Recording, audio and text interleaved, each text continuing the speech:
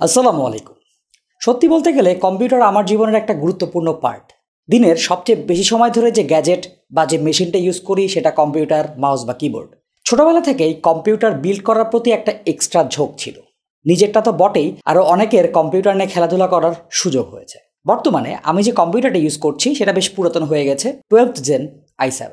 Gigabyte team এই ব্যাপারটা জানার পরে আমাকে অফার করে তাদের নতুন সেট আপ ট্রাই করে দেখার, অ্যান্ড বুম, তারা পাঠিয়েছে Intel 14 gen i9 Z790 Eagle AX, দুটো 16 গিগাবাইট DDR5 র্যাম, 1300 ওয়াটের পাওয়ার সাপ্লাই, 360 মিলিমিটারের AIO কুলার, কেসিং এবং মনিটর। সো ফুল গিগাবাইট কিংবা অরাস পিসি বিল্ডের একটা স্বাদ পেয়েছি।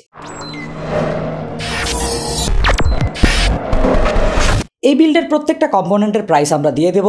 এটা কোনো বিল্ড রিকমেন্ডেশন বা বিল্ড গাইড না। আপনারা আপনাদের পছন্দের জিনিসপত্র ABCD করে ব্যবহার করতে পারেন। কম্পিউটার বিল্ডিং একটা পাজলের মতো, নিজের প্রেফারেন্স, নিজের দরকার এবং পছন্দ মতো পার্টস সিলেক্ট করা যায়। এই বিল্ডের সম্মিলিত প্রাইস কিন্তু 4 লাখ টাকার উপরে চলে যাবে। এ ব্যাপারটা আপনি এফোর্ড করতে পারেন বা না পারেন, ফ্যাব্রি লাইফের এরকম টি শার্ট কিন্তু আপনি সহজেই এফোর্ড করতে পারবেন। ড্রয়েড হেড এই কুপনটা ফ্যাব্রি লাইফ থেকে কেনার সময় ব্যবহার করলে ফ্ল্যাট 10% ডিসকাউন্ট পেয়ে যাবেন। বিস্তারিত অবশ্যই আমাদের ডিসক্রিপশন বক্সে দেওয়া থাকবে। তো এই মহান মেশিনটার আম্মাজান বলতে হবে gigabyte Z790 Eagle AX, price 33,500 টাকা। LGA 1700 সকেটের মাদারবোর্ডটাতে ইন্টেল এক্সপ্রেস Z790 চিপসেট ইউজ করা হয়েছে, যেখানে 12 জেন থেকে 14 জেন পর্যন্ত ইন্টেলের প্রসেসরগুলো ইউজ করা যাবে। 4টা DDR5 র্যাম স্লট রয়েছে, যেখানে 192 জিবি পর্যন্ত র্যাম ব্যবহার করার সুবিধা আছে। ATX ফর্ম ফ্যাক্টরের এই বোর্ডটাতে PCIe Gen 5, Wi-Fi 6 এবং অন্যান্য আধুনিক মোটামুটি সবগুলো সুবিধাই আছে। এই বিলটাতে প্রসেসর হিসাবে i9 4900K ইউজ করা হচ্ছে, যেটার প্রাইস মাত্র 69,500 টাকা। কোর খুব একটা বেশি না, এই ধরেন 24 core 32 thread, default TDP 125 watt. জিপিউটা গিগাবাইট RTX 4090 গেমিং OC। 24 গিগাবাইটের এই ভদ্রলোকের প্রাইস মাত্র 2,85,000। কার্ডটা বিরাট এবং ভারীও বটে। আপনার যদি ডাম্বেলের অভাব থাকে, এটা কিন্তু সহজেই ওয়েট লিফটিং এর কাজে ব্যবহার করতে পারেন। তাছাড়া বক্সের মধ্যে এটাকে বাঁচানোর জন্য অ্যান্টি স্যাগ ব্র্যাকেট দিয়েছে, কার্ডের গিগাবাইট লোগো এবং ফ্যানের রিং বরাবর 8 জিবির দেখা পাওয়া যায়। তাছাড়া 3টা ডিসপ্লে পোর্ট, একটা HDMI 2.1 পোর্ট রয়েছে, আর 4090-র যত ভালো দিক এই কার্ডটাতে সবই আছে। এটা recommended PSU at least 1000 watt. So Gigabyte আমাদেরকে UD 1300 GM 18,200 টাকার এই পাওয়ার সাপ্লাইটা পাঠিয়েছে। ফুল মডিউলার এই পাওয়ার সাপ্লাইটা PCIe Gen 5 সাপোর্টেড। তাছাড়া 10 বছরের ওয়ারেন্টি রয়েছে, আর এটা 80+ গোল্ড রেটেড। কুলার ইউজ করছি অরাস ওয়াটারফোর্স 2 360 আইস AIO কুলারটা। এটার প্রাইস 23,500 টাকা। এখানে অ্যাডজাস্টেবল RGB ফ্যান আছে, তাছাড়া ফ্যানগুলো প্রায় কেবললেস। সো এখানে কেবল ম্যানেজমেন্টের ঝামেলা কম। জাস্ট একটা সাটা পাওয়ার এবং একটা মাদারবোর্ডের USB আয়তে লাগালে ফুল অন কভারেজ পাওয়া যায়। ওয়াটার ব্লকের ওপরে আমরা এনিমেটেড একটা ডিসপ্লে দেখতে পাচ্ছি, এখানে CPU এর টেম্পারেচার শো করে। র্যাম ইউজ করছি অরাস DDR5 6000 MHz এর 16 জিবির দুটো স্টিক, কম্বো প্রাইস 13,500 টাকা। তাছাড়া এখানে গিগাবাইটের একটা NVMe SSD, যেটা শুধুমাত্র উইন্ডোজের জন্য, এবং আমার একটা SSD লাগিয়েছি যেটা আনুষঙ্গিক এক্সপেরিমেন্ট করার জন্য। আর সবকিছু ভরা হবে গিগাবাইট C301 গ্লাস V2। এই ব্ল্যাক ATX কেসিংটার প্রাইস 7,200 টাকা। সামনে এবং পেছনে টোটাল 4টা RGB ফ্যান লাগানো রয়েছে, ফ্যান হাব, RGB কন্ট্রোলার সবকিছু কেসিং এর মধ্যে বিল্ট ইন আছে। ফ্রন্ট আয়োতে আমরা Type-C পেয়েছি একটা, দুটো USB 3, 3.5 মিলিমিটার মাইক্রোফোন এবং অডিও সেপারেট জ্যাক। সামনে এবং উপরে 360 ডিগ্রি রেডিয়েটার লাগানোর জায়গা রয়েছে, আর 4090-এর মতো বিফি গ্রাফিক্স কার্ড আপনি সহজে এখানে হাউস করতে পারবেন। এছাড়াও ভার্টিক্যাল মাউন্ট করার জন্য পর্যাপ্ত মেকানিজম কেসের ভেতরে দেওয়া আছে। CPU এর সাথে মনিটর হিসেবে সাপোর্ট দিচ্ছে গিগাবাইট GS35Q।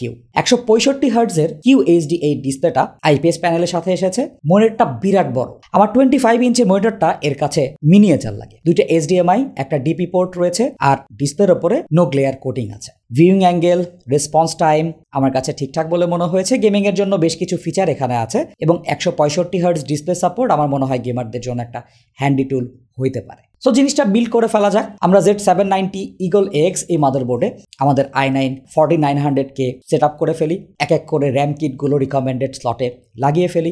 SSD দুটো অ্যাড করার পরে বোর্ডটাকে আমরা খুবই যত্নের সাথে কেসিং এর মধ্যে স্ক্রু অন করে ফেলি। একটা ব্যাপার বলে রাখতে হবে, এই মাদারবোর্ডটা মোটামুটি প্রিমিয়াম সেগমেন্টের একদম শুরুর মাদারবোর্ড। সো এখানে বিল্ট ইন IO শিল্ড রয়েছে। CPU ব্লকটা লাগানোর আগে অবশ্যই থার্মাল পেস্ট দিয়েছি। ব্লকের স্ক্রুগুলো, রেডিয়েটারটা ঠিক মতো লাগিয়ে আমরা PSU-তে হাত দিই।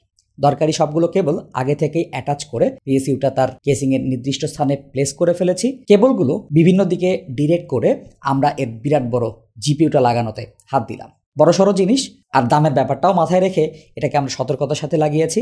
এরপর এক এক করে সিপিইউ পাওয়ার, 24 পিন মাদারবোর্ড পাওয়ার এবং জিপিইউ এর পাওয়ার কর্ডগুলোকে কানেক্ট করেছি।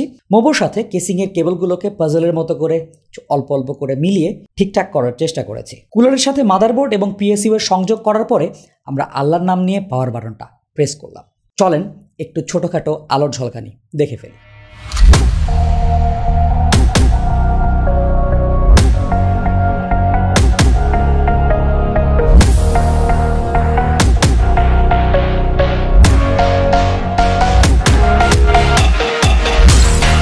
এই বিফি জিনিসে সিনেবেঞ্চ রান না করলে আসলে মনে শান্তি পাচ্ছিল না। অ্যাজ এক্সপেক্টেড এটার রেজাল্ট নিয়ে প্রশ্ন রাখার আপাতত জায়গা নেই।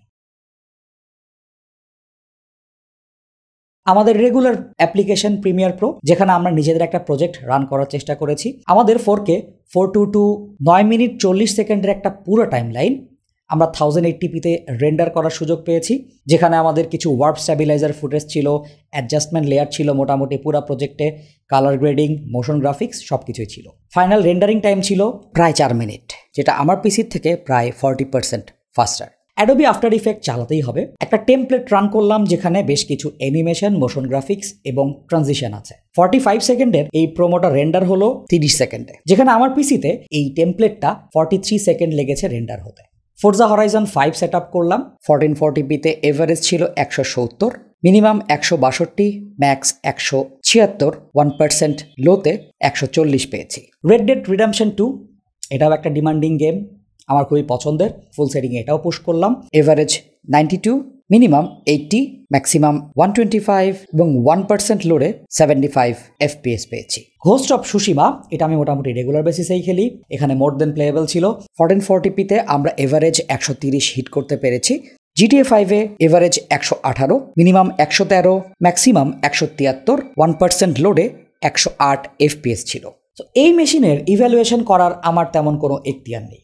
দেখাই যাচ্ছে এটা আমার পিসি থেকে সিগনিফিকেন্টলি ফাস্টার। তো এখন আমার মন খারাপ হওয়া শুরু হয়েছে। খুব তাড়াতাড়ি হয়তো আমার পিসিটা আপগ্রেড করে ফেলতে হবে। অ্যাটলিস্ট প্রসেসর এবং জিপিইউটা আপগ্রেড করাটা জরুরি হয়ে পড়েছে।